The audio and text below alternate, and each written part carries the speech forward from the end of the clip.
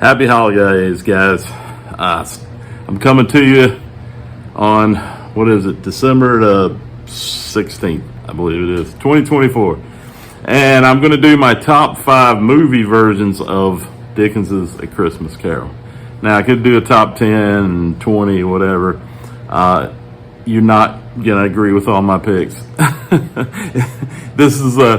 I know that it's a very contentious topic, because I pay attention to a couple of forums on Facebook dealing with the movie versions. And I know that everyone has their own favorites, but here are mine and why. Let me start with, last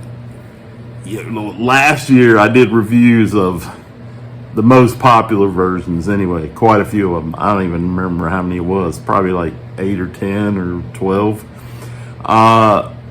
each one.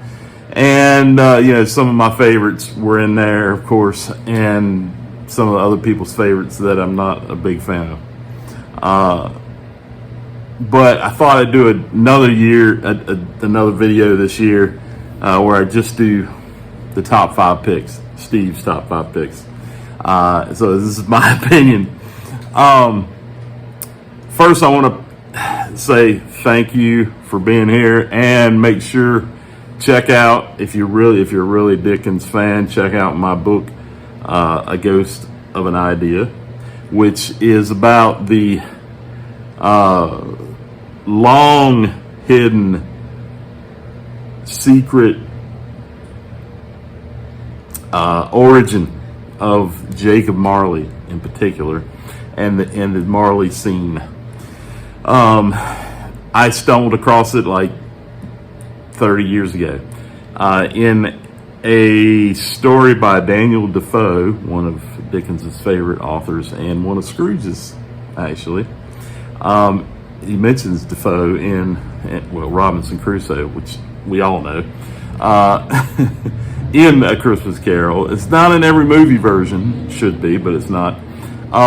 Anyway, I stumbled across this really obscure story from Daniel Defoe, and when I read it, the hairs stood up on my arm, because it was obviously the source of the Jacob Marley scene.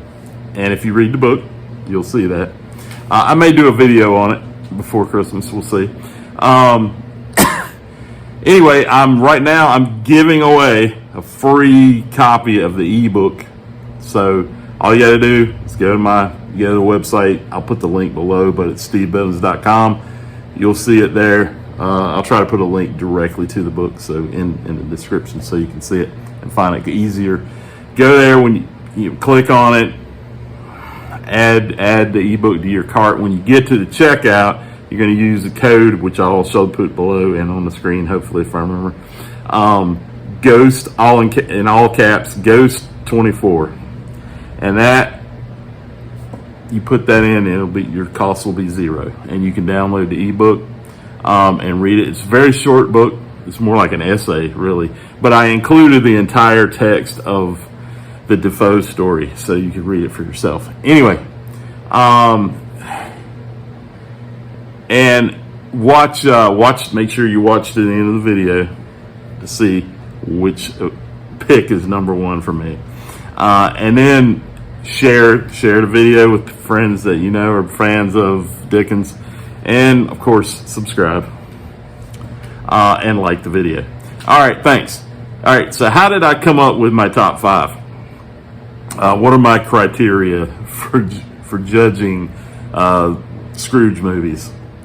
Number 1 is accuracy according to the original text. I'm a huge fan of the book because you can't improve on it. Dickens was a genius, and in my opinion, this is the best book he ever wrote. And he wrote it in 6 weeks. It was like mad, crazy, pressure-packed 6 weeks. And but he wrote it in 6 weeks and published it and sold out 6,000 copies in the first week, right before Christmas Eve. Actually, on Christmas Eve, he sold out the first printing. And it's a perfect book. It's a perfect story as it is. So overall, I judge movie versions on how close they stick to the original text. Okay, that's the number one thing. Next one is, how does Scrooge feel? Right? Do the actors really grasp the character and portray it the way I think Dickens intended for it to be portrayed, and that is cold as ice. A lot of versions, Dickens, and most versions really, the Scrooges tend to get a little hot-headed, and that doesn't really come across in the book. I mean, Dickens is very clear that Scrooge is colder than winter. And so this is a guy whose temper may flare up internally, but externally probably doesn't appear. He's a cold anger, which is the worst kind. All right, the third thing that I judge the movies on is how they deal with the clock. The big chiming clock. In the book, and this is important, I'll tell you why it's important in a minute, I promise. In the book, Marley tells Scrooge 3 ghosts are coming, right? And he says the first one is coming the following night at 1 a.m. Now, I'm not going to go into all the details of that. I do in my book, A Ghost of an Idea. I go into this in more detail. But, the following night at 1 a.m. And then the second one at the same time the next night. Okay, so we're talking, December 26th or 5th, depending on, what time Marley actually showed up, and we don't know. And then the third ghost, the ghost of Christmas Future, he says will show up at the last stroke of midnight. And these are successive nights, okay? 3 nights in a row. That's what Marley predicts or says is going to happen, okay? And it's important. Dickens did not screw it up. I'll get that in a second. All right, so when do the ghosts actually show up? In the book, they actually show up at 1 o'clock, and midnight, just like Marley said they would. All right, why does this matter? Because, let me say, why do I think most film versions screw this up? And most of them do, almost all of them, in some way, shape, or form. Some of them get a little closer than others, but only one nails it, okay? Why do they do it? Because the directors and a lot of readers think Dickens made a mistake. That's the only logical explanation of why they would change Dickens's words, and something that I think is really important. Now, why is it important? It's important because Dickens is trying, because Scrooge, a couple times during the story, wonders whether the ghosts actually were real or not, or if he just dreamed it. And so that's a question in the mind of the reader. Is this really happening, or is this just a dream, right? And Dickens wanted to point out that it doesn't matter whether the ghosts are real or not. And Scrooge says this at the end when he wakes up. It doesn't matter whether it happened or not. And Dickens was trying to point that out. What mattered was the message that Scrooge got from the ghosts or the experience, whether they're real or not. Okay?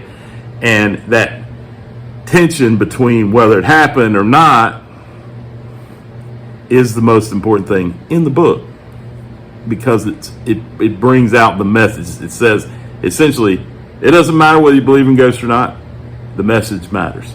All right, so that's why it's really important for me, always, in every version. Then there's a scene at the end of Christmas Present with the little children under the ghost robe, ignorance and want. Now, there are a lot of versions just cut that scene altogether. That makes them crap versions. Period. Why? Because that's the most important. This is the reason why Dickens sat down and write the book. was the poverty in Victorian England, and especially child poverty and child labor and all that. That's why he wrote it. So if you take that out, it's not, the whole message isn't destroyed, but a big part of it, the sledgehammer blow that he wanted to write against poverty, is weakened if you take that out. Okay, so the second, that's all about the accuracy. So I'm really big on accuracy. The second criteria is, does the movie move me in the same way that the book does? In other words, emotionally, do I get a charge out of it? Do I weep and scream for joy at the end? And if I don't, well, then it's not a good version, and it's not on this list. All of these do that. 3, my personal bias. I'm just going to be honest. I am biased for all of those reasons. And, some of these were ones that I watched growing up.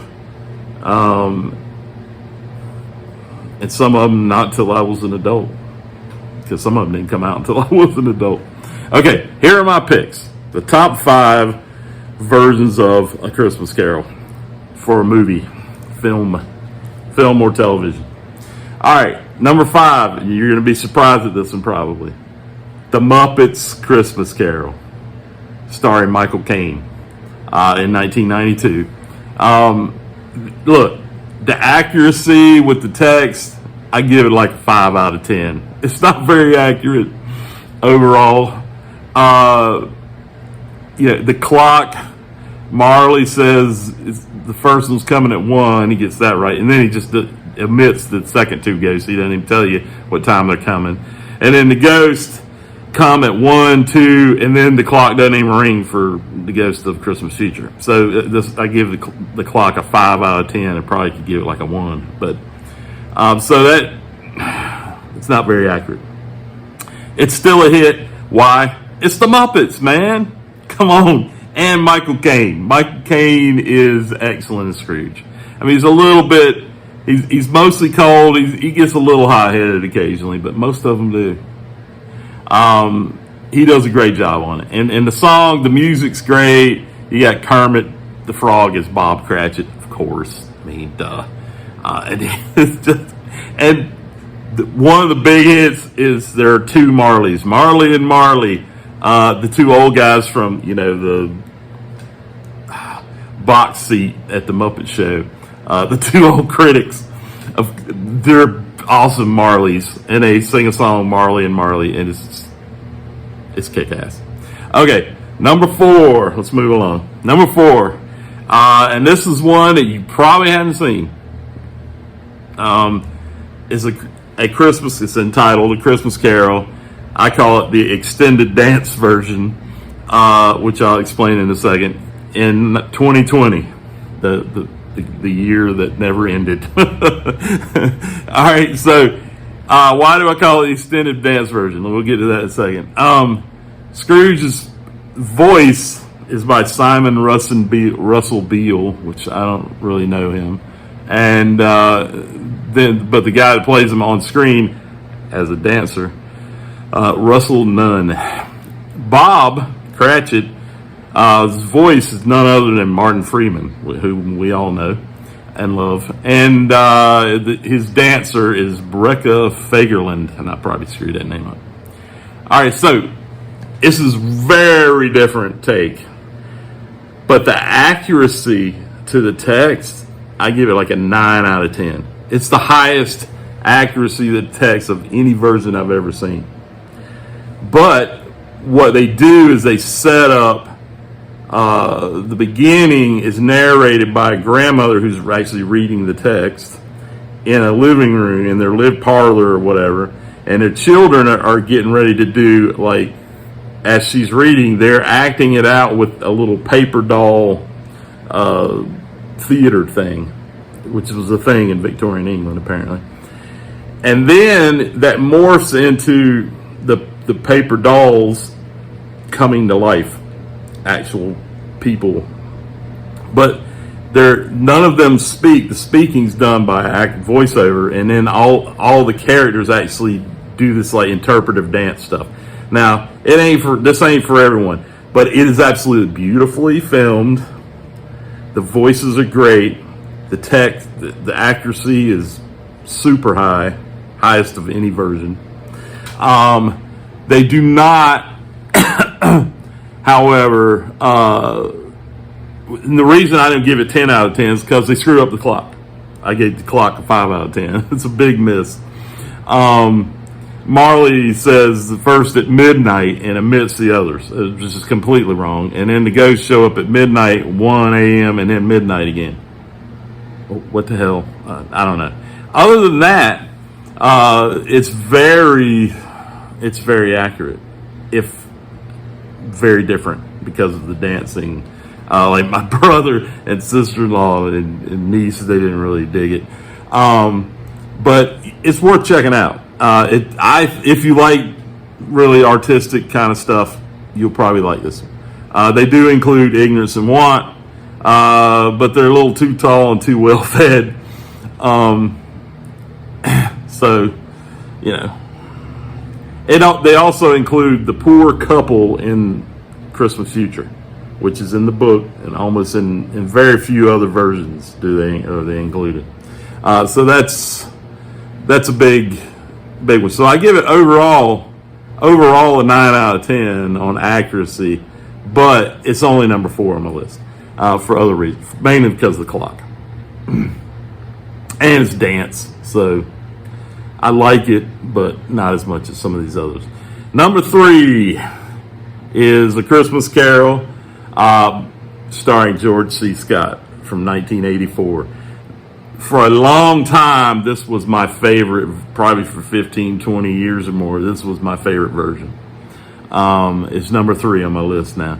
Accuracy with the text, I give it a 7 out of 10. They screw up the clock. Like, if I give it a 4 out of 10, Marley says he gives the ghosts 1 o'clock, 2 o'clock, and the third, more mercurial, appears as his own good time or whatever. That's not what. Why did he screw this up? I've already explained it, but it still irritates the crap out of me. Sorry, I'm on the soapbox when it comes to the clock. Then the ghosts show up at 1, 2, and then the clock doesn't even ring for the third ghost. So the clock's off. Now, ignorance and want are included, and they actually look the part. They look pretty bad for children. The feel of this movie is really on point. Okay, George C. Scott is excellent and believable AF. I mean, he's not shabby. This is one of the things that many versions, I think, get wrong. And the book he's not overly descriptive of how Scrooge dresses, but because he's a miser, everyone thinks that he dresses in rags, essentially. And a lot of the versions, he's kind of shabby and his hair is all messed up. It's like, but you got to remember, Scrooge is a businessman who actually does business at the Royal Exchange in Victorian England. You don't show up there looking like a homeless person and expect to do business. You don't do that now, but certainly not then. You wouldn't. They would throw you out of the door. So he would have been well dressed. It might have been the only suit he owned, but it would have been a nice suit. And George C. Scott, impeccably dressed. And he plays Scrooge pretty cold. I mean, he has a few outbursts, but he plays him really cool. You could just feel the malice coming off of it at the beginning of the movie. The movie in general, the visuals are crisp, but it looks great. I mean, it's a little dated, some of the sounds and music. Although the music's good, it's a little dated, a little 80s overdone. The future scenes are really creepy. And the Ghosts of Christmas Future actually floats over the ground like he's mentioned in the book. So it makes him extra creepy. And the film's pretty accurate. So that's why it's number 3. All right, let's move along. Number 2. Disney starring Jim Carrey, animated version from 2009. And look, I'm not a big fan of animated films. I'm not. All my friends know this. But I love Jim Carrey. I mean, the dude's hysterical and brilliant actor, actually. This version came close to being number 1 on the list. And I'll explain why it's not in a few minutes. But it is, besides the extended dance version that I mentioned, this one and the next one I gave 8.5 out of 10 on the accuracy. They are 2 of the most accurate versions out there. And when you non-dance versions. And this movie, this version with Jim Carrey, wins what I call the Golden Scrooge Clock Award.